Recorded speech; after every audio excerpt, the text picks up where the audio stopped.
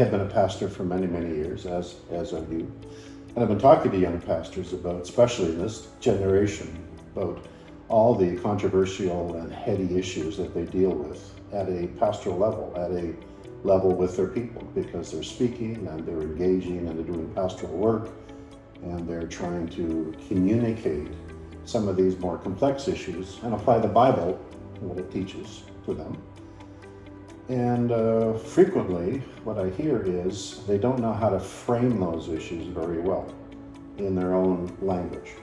They can read some of the research, but putting it into some not simple terms, not dumbed down terms, but terms that will communicate in a way which the average person, either blogging with or communicating with in a message or just having coffee with, will be able to say, now that is a unique way of looking at it. That helps me see how scriptural truth relates to some of the more controversial issues. It gives us a grounding to begin the discussion.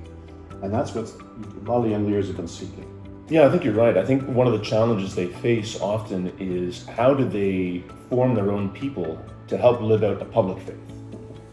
Obviously, priests, pastors, ministers play a role in educating people about the Christian faith, inspiring them to lead Christian lives, how to have a daily life of prayer.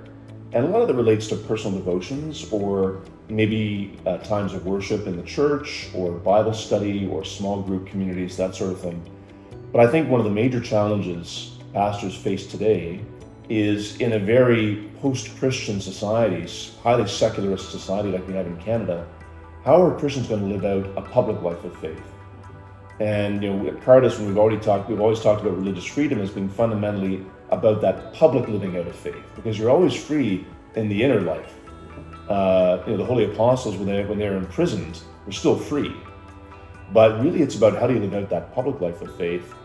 And I think, especially with a bit of a shift that we're seeing now in terms of generations, my generation, your generation, where we see maybe there was a tendency to privatize faith and maybe not to be too forward in how we live out our faith in the public square. And now we're seeing, certainly a lot of the work that we've done at Cardus, especially with the Angus Reid Institute, we're seeing that 18 to 34 age cohort wanting to have a very integrated, authentic faith that they live out in a very confident sort of way. And so for pastors, trying to navigate those two realities often in their congregation, I think is a major challenge, but also a tremendous opportunity.